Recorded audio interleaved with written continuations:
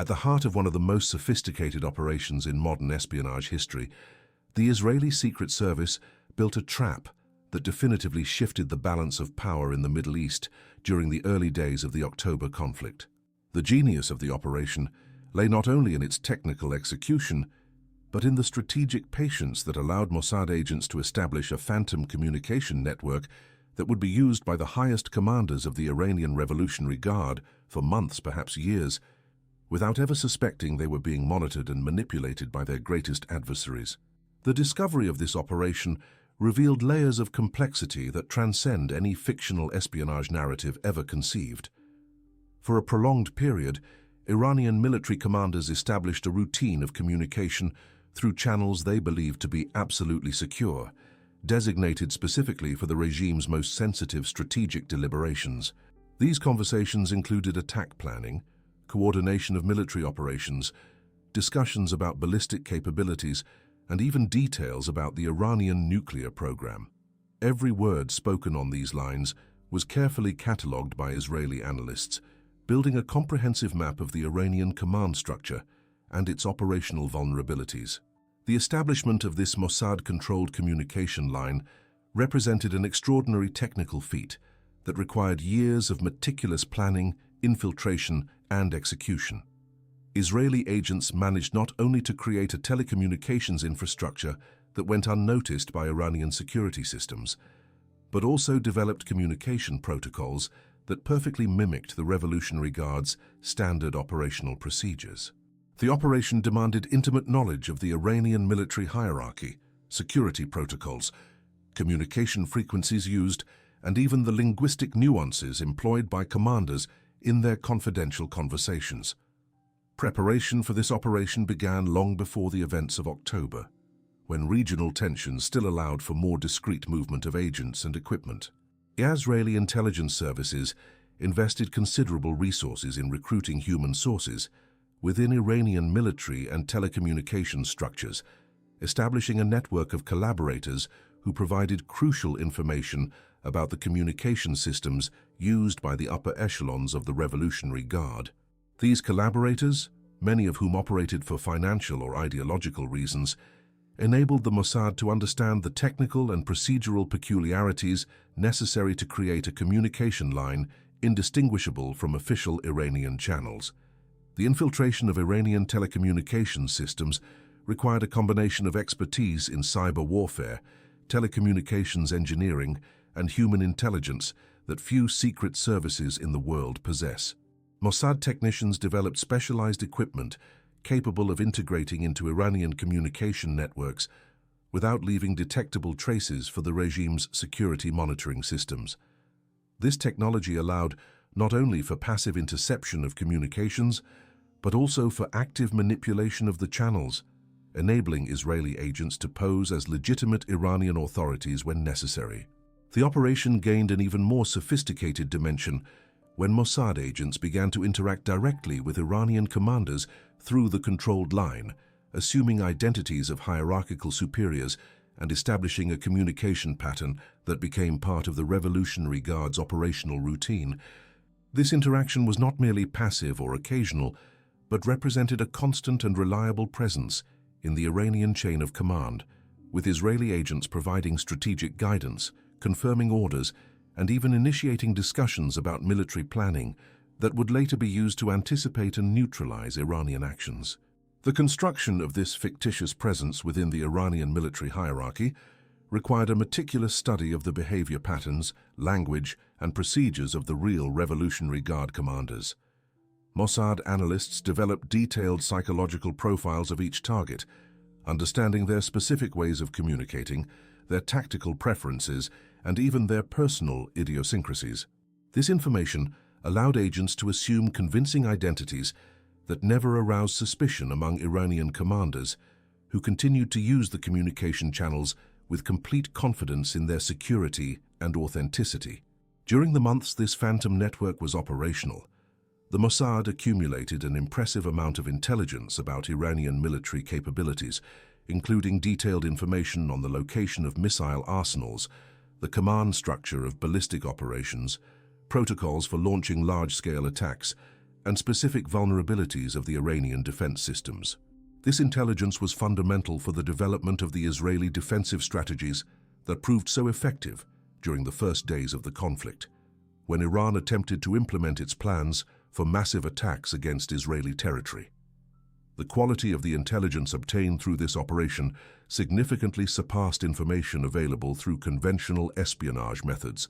providing Israeli military planners with a real-time view of Iranian intentions and capabilities.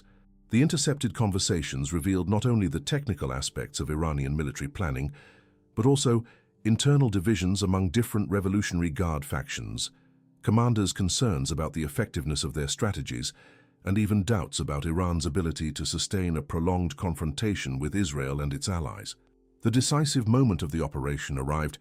when intelligence analyses indicated that Iran was preparing to implement its initial attack strategy, which envisioned the launch of approximately 1,000 ballistic missiles in a coordinated first salvo. This information, obtained through communications intercepted on the Mossad-controlled line,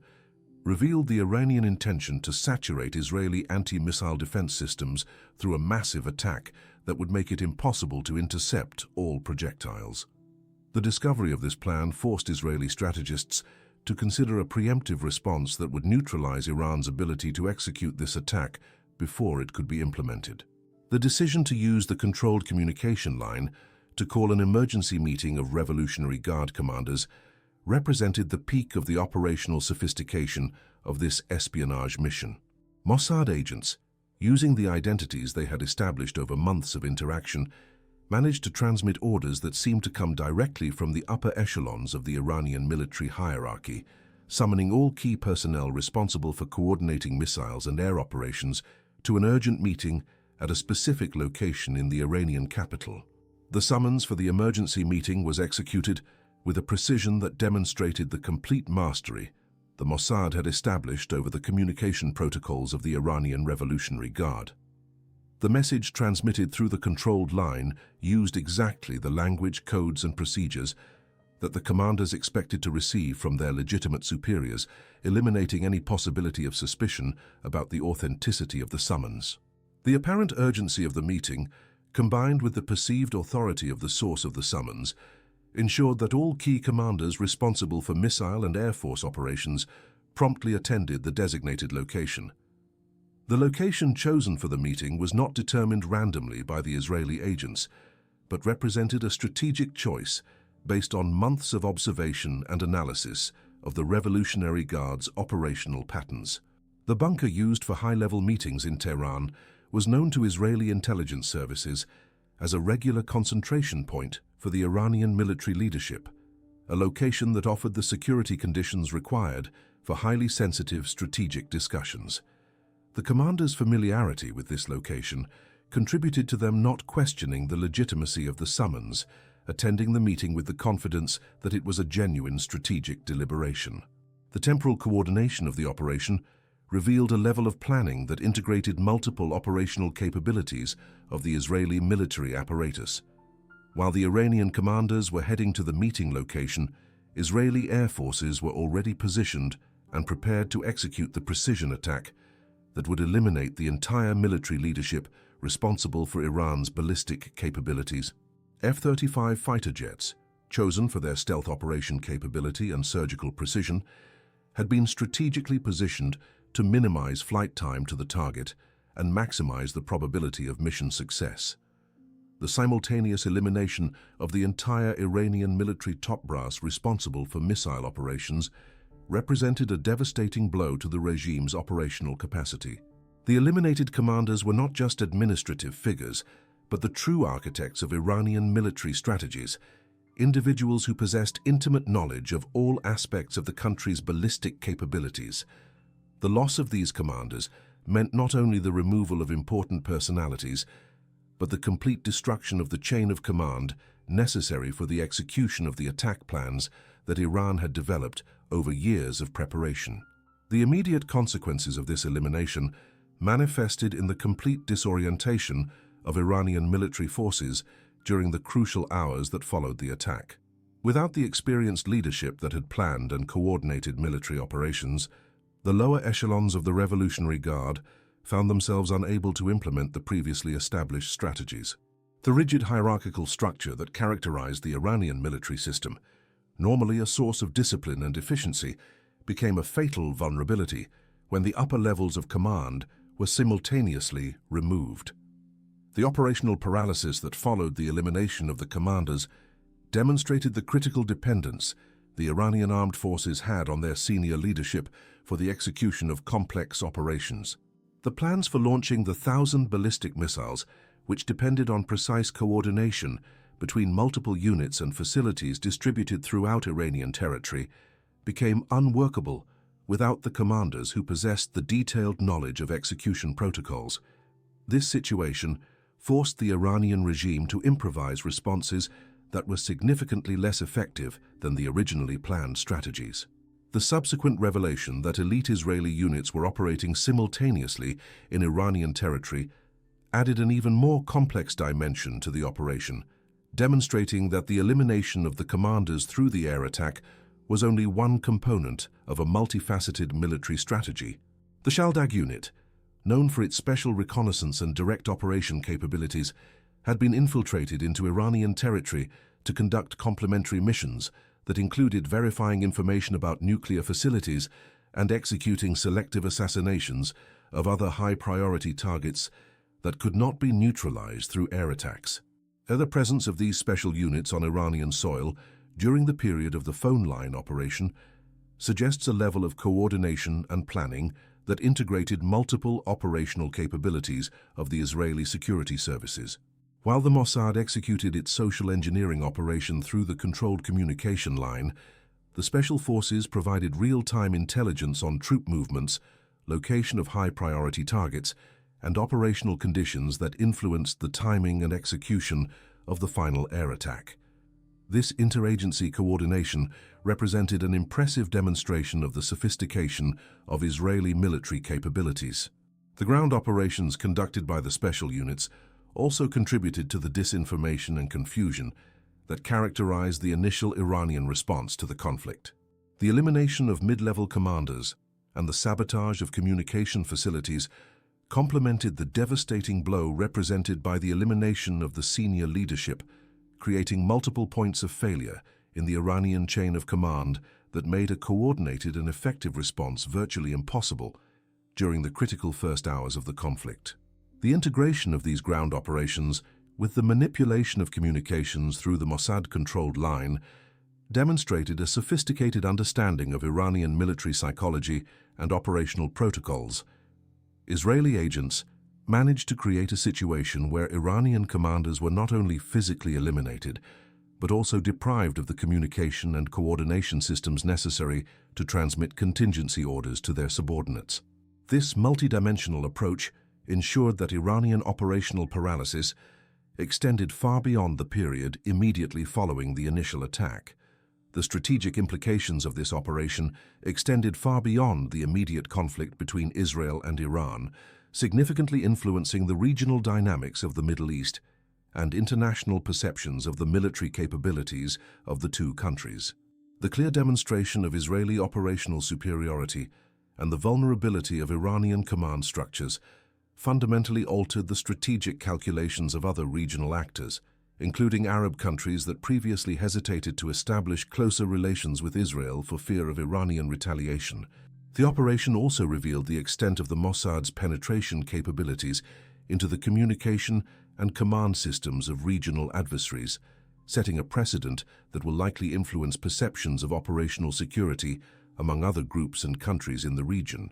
The discovery that even the communication channels considered most secure by the Iranians could be compromised and manipulated by Israeli agents created an atmosphere of paranoia and mistrust that significantly complicated Iranian efforts to rebuild their military command and coordination capabilities. The analysis of the geopolitical consequences of the operation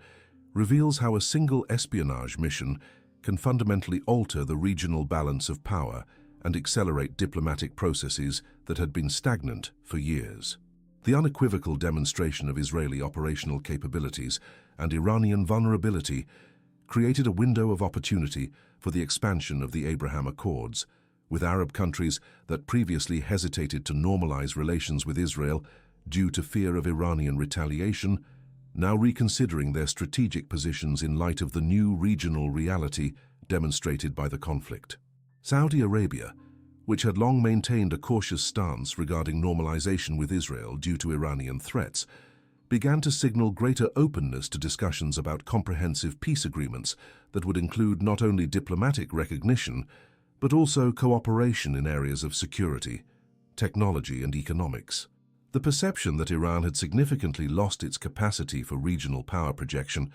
created an opportunity for the Saudis to pursue their strategic interests without the constant fear of Iranian retaliation that had limited their diplomatic options for years.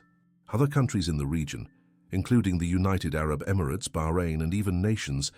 that had not previously considered normalization with Israel, began to re-evaluate their regional policies in light of the new power dynamic demonstrated by the conflict. Iran's capacity to influence and intimidate other countries through its military capabilities and proxy militia networks had been severely compromised by the elimination of its experienced military leadership,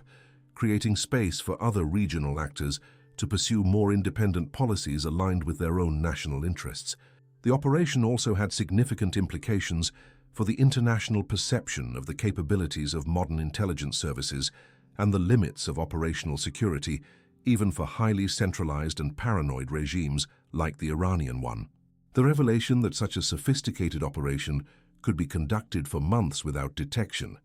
raised important questions about the adequacy of security protocols used by other countries and organizations operating in high-threat environments, forcing a re-evaluation of communication and coordination practices in sensitive contexts. The lessons learned from this operation will likely significantly influence the development of doctrine and operational procedures in intelligence services around the world, both regarding offensive capabilities and the defensive measures needed to protect against similar operations. The combination of sophisticated social engineering, technological manipulation, and interagency coordination demonstrated by the Mossad set new standards for modern espionage operations that other secret services will certainly study and attempt to replicate or defend against. The discussion about the ethical and legal aspects of operations of this nature also gained new international urgency, especially considering the implications for regional stability and the potential for conflict escalation. The ability to manipulate adversaries' military communications and coordinate selective assassinations through sophisticated deception represents a significant evolution in modern warfare capabilities that challenges many of the established international conventions and protocols for regulating state behavior in conflicts. The international community will likely face increasing pressure to develop new normative frameworks that address these emerging capabilities while balancing legitimate national security needs with the maintenance of international stability and respect for national sovereignty. The continuation of selective assassinations in Iranian territory in the days and weeks subsequent to the main operation demonstrated that the paralysis of the Iranian military leadership created lasting vulnerabilities that allowed Israeli intelligence services to continue their operations with relative impunity. Explosions in high-security apartments in Tehran and other targeted eliminations revealed that the Iranian protection and counterintelligence network had been severely compromised, not only by the loss of leadership,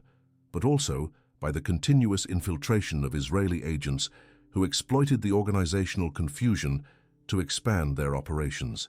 Iran's inability to respond effectively to these continuous eliminations demonstrated the depth of the damage caused by the original phone line operation.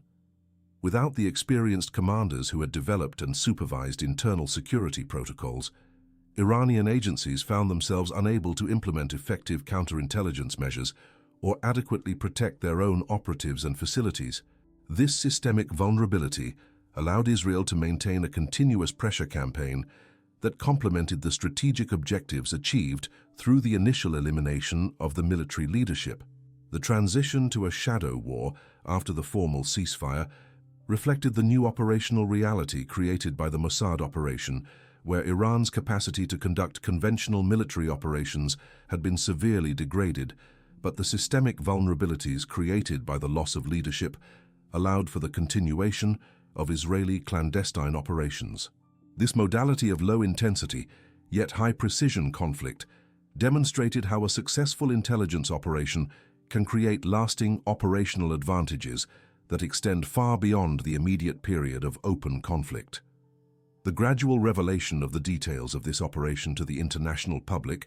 through controlled leaks and intelligence briefings also served as a psychological deterrence tool aimed at other potential adversaries of Israel in the region. The implicit message that even the most secure communication systems can be compromised and that military leadership can be eliminated through sophisticated social engineering operations set an intimidating precedent that will likely influence the behavior of other regional actors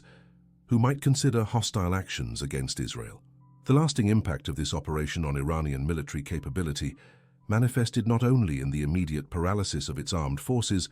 but also in the need for a complete reconstruction of its command structures and security protocols. The process of identifying and training new military commanders, developing new communication protocols, and re-establishing trust within the military chain of command represented a significant investment of time and resources that severely limited Iran's capacity to respond to other regional security challenges during a critical period. The operation also demonstrated the growing importance of information warfare and psychological manipulation as essential components of modern military strategy. The ability to not only intercept enemy communications, but to actively manipulate them to create favorable operational situations represents a significant evolution in intelligence capabilities that will likely define many future conflicts. The integration of these capabilities with conventional military operations and special ground forces created an operational model that other countries and organizations will certainly study and attempt to replicate in their own strategic contexts. In the long term, the implications of this operation will extend far beyond the specific conflict between Israel and Iran, influencing the development of military doctrine, intelligence protocols, and international security frameworks for years. The demonstration that sophisticated espionage operations can achieve significant strategic objectives through methods relatively limited in terms of physical resources, but extraordinarily sophisticated in terms of planning and execution, will likely encourage increasing investments in intelligence and counterintelligence capabilities by multiple international actors. The era of digital communication and increasing technological integration